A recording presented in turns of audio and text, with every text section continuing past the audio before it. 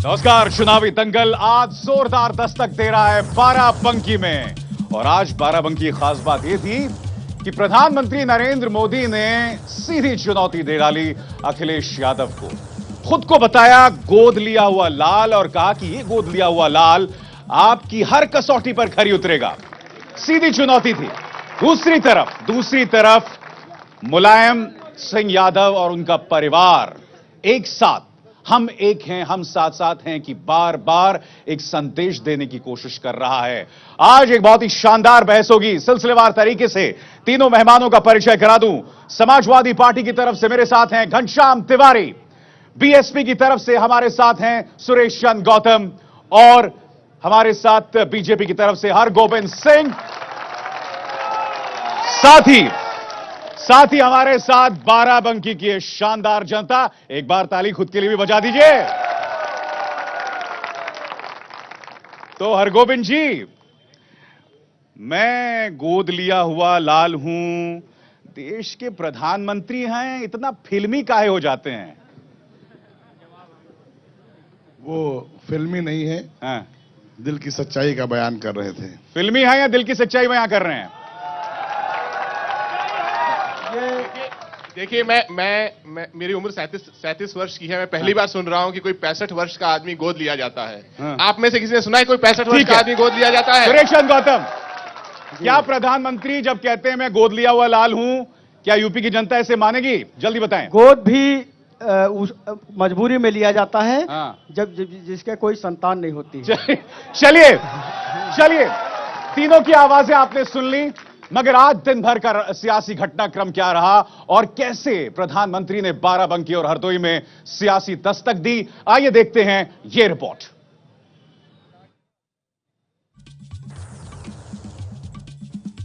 जब से भइल गठबंधन सब ही करे अभिनंदन। साइकिल को हाथ पसंद है, यूपी को ये साथ पसंद है। यूपी को ये साथ पसंद है या नहीं, इसका पता तो 11 मार्च को चलेगा। लेकिन यूपी की सड़कों और गलियों में गूंजने वाला ये नारा पीएम मोदी पर वार के लिए सटीक नहीं बैठ रहा था। शायद इसीलिए अखिलेश और राहुल की टीम को एक नया नारा गढ़ना पड़ा। ये नारा है यूपी के लड़के बनाम बाहरी। मतलब अखिलेश और राहुल गांधी यूपी के बेटे हैं और गुजरात से आकर वाराणसी से सांसद बनने वाले नरेंद्र मोदी बाहरी। हालांकि ये इश्तिहार गठबंधन की तरफ से औपचारिक तौर पर नहीं जारी किया गया था, लेकिन ये बात शायद पीएम मोदी को चुभ गई। प्रधानमंत्री ने हरदोई की रैली में यूपी के लड़के बनाम बाहरी के काट में अपने को यूपी का गोद लिया हुआ बेटा बता दिया। मैं गुजरात में पैदा हुआ, उत्तर प्रदेश ने मुझे गोद ले लिया और मैं ऐसा बेटा नहीं हूं कि माई बाप को छोड़ दूं। ये गोद लिया हुआ बेटा भी उत्तर प्रदेश माई बाप की चिंता करेगा। एक भारी बहुमत से उत्तर प्रदेश में भारतीय जनता पार्टी की सरकार बनाइए। मैं आपको वादा करता हूं 5 साल के भीतर जिन समस्याओं से आप जूझ रहे हैं, रास्ते खोज करके दे दूंगा भाइयों, रास्ते खोज करके। प्रधानमंत्री कभी संघ के प्रचारक रहे हैं, उन्होंने देश भर में यात्राएं की हैं। यही वजह है कि चुनाव प्रचार के लिए जहां कहीं वो जाते हैं, उस जगह से वो अपना कोई न कोई रिश्ता ढूंढ ही निकालते हैं। आपको याद होगा 2014 में जब बीजेपी के पीएम उम्मीदवार के रूप में वो वाराणसी में चुनाव लड़ने आए थे, तब उन्होंने कहा था कि माँ गंगा ने उन्हें बुलाया है। न मुझे किसी ने भेजा है, न मैं यहाँ आया हूँ, मुझे तो माँ गंगा ने बुलाया है। बोलता है यूपी के लड़के काम बोलता है कि नारे पर चुनाव में विकास के दावे कर रहे हैं। गोद लिए बेटे ने यूपी से अपना नया रिश्ता जोड़कर और विकास का दावा करके यूपी के लड़कों अखिलेश और राहुल के लिए मुश्किल खड़ी करने की कोशिश की है। ये देखना दिलचस्प होगा कि इस चुनाव में यूपी की जनता किस बेटे पर मेहरबान होती है।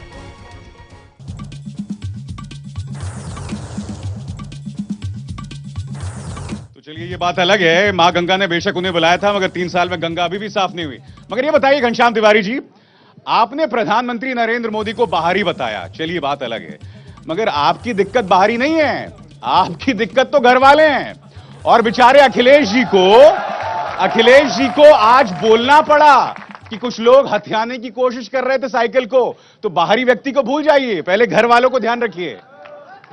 देखिए यहां पर बहुत सारे युवा हैं। मैं पूछना चाहता हूं कि आपने अपनी उम्र में कभी देखा है किसी युवा को जो प्रदेश को एक अच्छा नेतृत्व देने की कोशिश कर रहा हो? पहली बार है उत्तर प्रदेश और पूरे हिंदी हार्टलैंड के इतिहास में कि एक युवा मुख्यमंत्री एक पूरे प्रदेश को एक विजन देना चाह रहा है। मैं आपको ये बताना चाहता हूं, उत्तर प्रदेश की आबादी देश की 20% युवा आबादी है। हमारा क्षेत्रफल 7% है, हमारी जनसंख्या 16% है और हम बहुत कुछ कर सकते हैं। सर, ये सामान्य ज्ञान सबको है। सामान्य ज्ञान आप मेरे सवाल को टाल गए। एक ज्ञान जो किसी को नहीं है। हाँ। हम शिक्षा की बात करते हैं। उत्तर प्रदेश किसी भी संस्था के माध्यम के रिश्ते में नंबर 3 आता है ओवरऑल इंडिया में, नंबर ऑफ इंस्टीट्यूशंस के मामले में। तो अगर यह प्रदेश विकसित कर सकता है कोई, तो वो युवा सोच और एक बुलंद विजन। चलिए मैं फिर आपको सवाल की तरफ ले जाऊंगा। परिवार और इमोशनल तुकबंदी चुनाव का जवाब, मेरे सवाल का जवाब नहीं देने वाले हैं, तो सीधा आपसे हरगोविंद जी मुझे बताइए, बाहरी बनाम माटी का लाल, तो ये आप पर भारी पड़ने वाला है, मुझे ऐसा लग रहा है।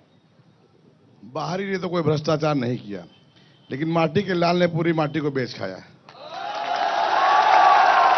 3 साल से प्रदेश में खनन बंद है।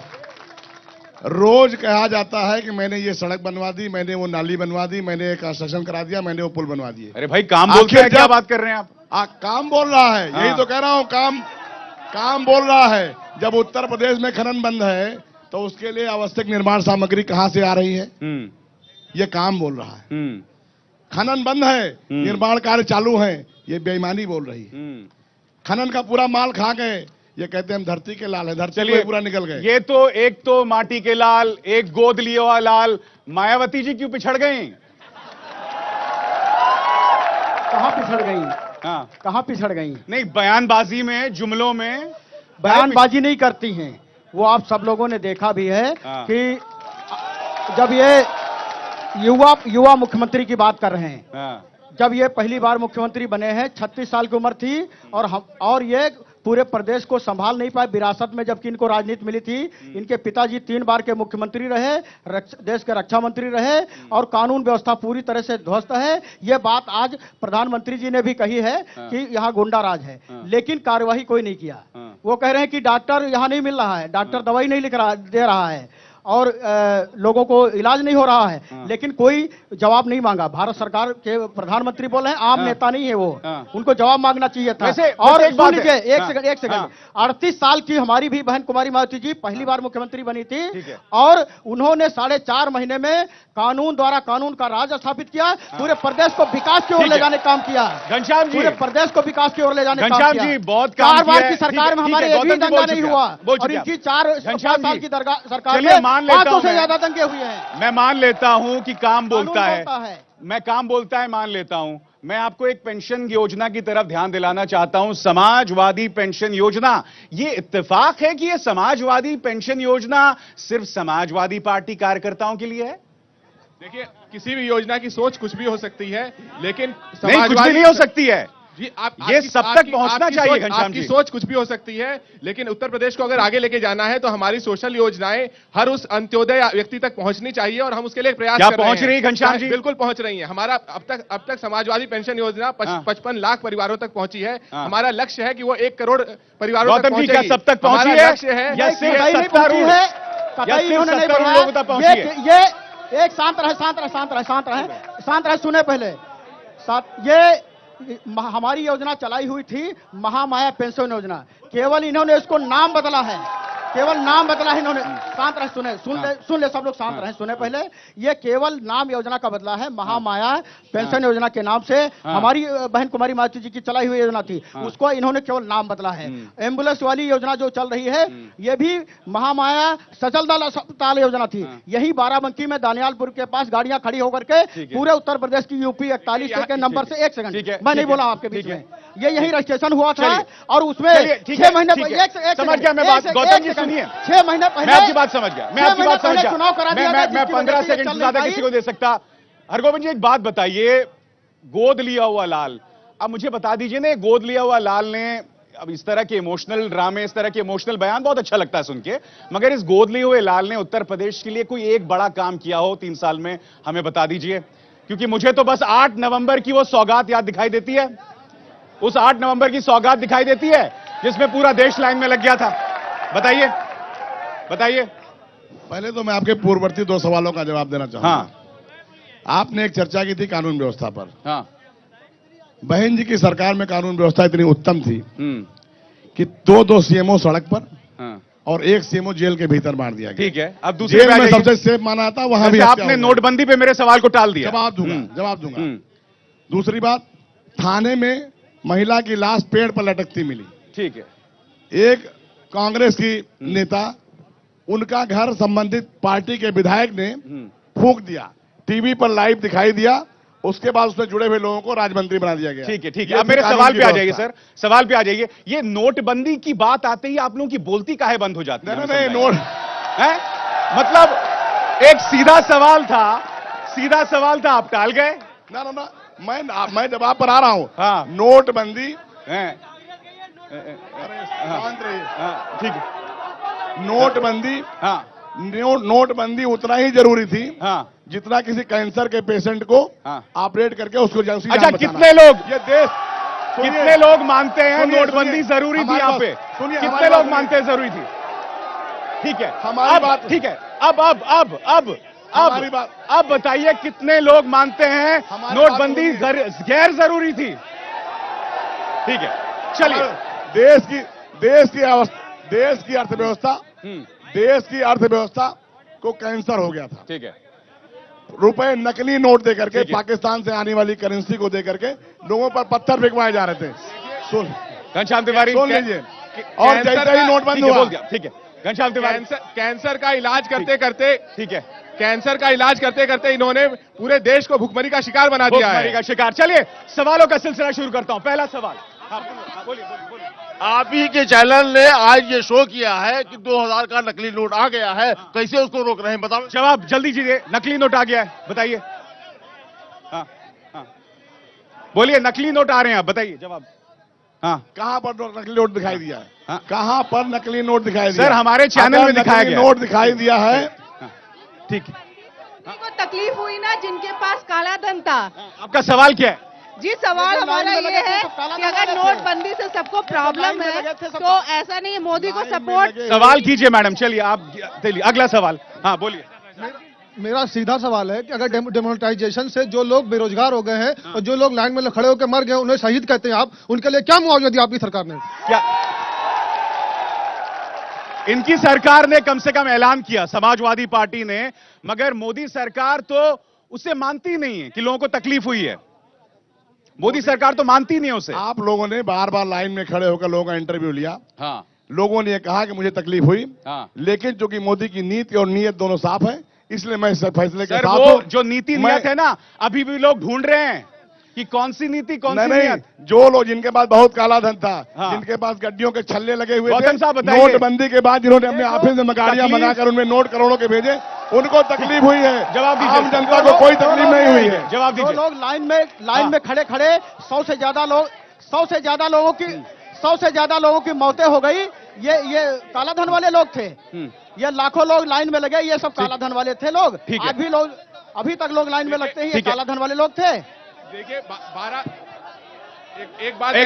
एक बात कहना चाहूंगा। बाराबंकी में आज प्रधानमंत्री जी आए थे। 2014 का और दुनिया का सबसे एक्सपेंसिव, सबसे महंगा अभियान भारतीय जनता पार्टी ने इस चुनाव में खर्च किया। क्या आपको लगता है ये सारा पैसा सफेद धन था? ये सारा पैसा काला धन था। ठीक है। अगर मोदी जी को काले धन ठीक है, वालों को अगला पकड़ना सवाल। तो उनको पकड़ते जिन्होंने घनश्याम तिवारी जी, फंड किया। अगला सवाल। शांत रहिए, अगला सवाल। सपा वालों से सवाल करना है कि कानून व्यवस्था यहाँ पे बाराबंकी में 2 मर्डर हो जाती है। एक यहाँ पे सीआरपीएफ था नवंबर में और एक दिसंबर में, तो कानून व्यवस्था। अच्छा, मुझे एक बात बताइए, अगर अखिलेश वाकई वो 100 नंबर के शिगुफों के बारे में गंभीर थे, तो इन्हें ये आखिरी 1.5 साल में क्यों इसकी याद आई? पहले 3.5 साल वही 5.5 मुख्यमंत्री और राज्य की 7.5 ही चलती रही तब तक। देखिए, अखिलेश यादव जी को आप सबने पिछले 5 साल में देखा है। इस चुनाव में भी सबसे व्यापक जनसंपर्क अगर किसी ने किया है तो अखिलेश यादव जी ने किया है। उनकी नीति, उनका प्रयास पारदर्शी है। वो स्वयं कह रहे हैं कि उन्होंने पिछले 1.5 साल में व्यवस्था को बदलने का भरपूर प्रयास किया है। चाहे वो वुमेन पावर लाइन हो, जिससे 7 लाख महिलाओं को लाभ मिला है, या डायल 100 है। जो भी व्यवस्था की जा रही है, वो बुनियादी व्यवस्था है। ठीक है, अगला सवाल। एजुकेशन तिवारी जी से। हाँ, घनश्याम तिवारी जी, मैं आपसे एक क्वेश्चन पूछना चाहता हूँ। अभी आपने एजुकेशन की बात की। उत्तर प्रदेश में 3 आयोग हैं, माध्यमिक शिक्षा सेवा चयन बोर्ड, उत्तर प्रदेश लोक सेवा आयोग और उच्चतर शिक्षा सेवा चयन बोर्ड। तीनों आयोगों के अध्यक्ष को हाई कोर्ट से हटाया गया है। क्या रिक्रूटमेंट में इसी तरह का रिक्रूटमेंट होता है? बताइए, ये हालत है सुशासन की। इस सवाल को सुशासन की। इस सवाल को आप ही के चैनल से बातचीत करते समय अखिलेश जी ने सवाल का जवाब दिया था। उन्होंने कहा था कि हम शिक्षा को बुनियादी रूप से बदलना चाहते हैं। ठीक है। उन्होंने कहा था कि हम ऐसी व्यवस्था बनाएंगे कि इस उत्तर प्रदेश के हर स्टूडेंट के पास देश के सबसे अच्छे शिक्षकों के लेक्चर्स वीडियो के माध्यम से उपलब्ध होंगे। ठीक है, अगला सवाल। मेरा सवाल समाजवादी पार्टी या कांग्रेस गठबंधन से है। ध्यान रखिएगा, समाजवादी पार्टी मुसलमानों को रहनुमा है, कहती है सरकार बनी है, और उस कांग्रेस से गठबंधन कर लिया जिसने बाबरी मस्जिद में रोजा खुलवा दिया। ठीक है, और सवाल लेते हैं। जी बोलिए। देखिए, मेरा सवाल समाजवादी पार्टी से है। जिस युवा मुख्यमंत्री को युवा ने बैठाया था कुर्सी पर, उस युवाओं से जब नौकरी मांगी गई, 2011 में बीएड शिक्षक भर्ती निकली थी और अभी तक वो कोर्ट के चक्कर में फंसी हुई है। आज भी वो लड़के तमाम हाई कोर्ट में जीते, आपकी सरकार को यहां भी लताड़ा, सुप्रीम कोर्ट भी आपकी सरकार लताड़ी गई है। आज वो लड़के चंदा देने के लिए मजबूर हैं, जिनको आज नौकरी। यानी कि शिक्षा के मोर्चे पर बहुत ही दयनीय स्थिति है। देखिए, शिक्षा के मोर्चे पर जो हम करना चाहते हैं, हमने स्पष्ट रखा है। ठीक है कि उत्तर प्रदेश के हर छात्र के पास देश के सबसे अच्छे शिक्षकों के लेक्चर्स उपलब्ध होंगे। अगला सवाल। हाँ, किससे सवाल? मेरा सवाल किसी से नहीं है। मैं आपको बताना चाहता हूं कि हम युवा हैं और इस बार ये धार्मिक मुद्दे और इस तरह की कोई चीज चलने ही नहीं वाली। बाबरी मस्जिद हो गया, मंदिर गया, ठीक है, उसका सुप्रीम कोर्ट में और कहीं भी है। मुझे इस बार मेरे पास वक्त इतना ही है, मगर बहुत ही सकारात्मक तरीके से इस बहस को हम खत्म कर रहे हैं कि हम मुद्दों की चर्चा करें, हम जनता से जुड़े मुद्दों की चर्चा करें, और मैं उम्मीद करता हूं कि इस बार चुनावी कैंपेनिंग में यही मुद्दे उठेंगे। आप तीनों का बहुत बहुत शुक्रिया इस चर्चा में शुरू के लिए। और हम आपको बता दें, कल एबीपी न्यूज मिलेगा बांदा में, बांदा से जुड़े मुद्दे उठाने के लिए। अब इसार को दीजिए इजाजत। नमस्कार।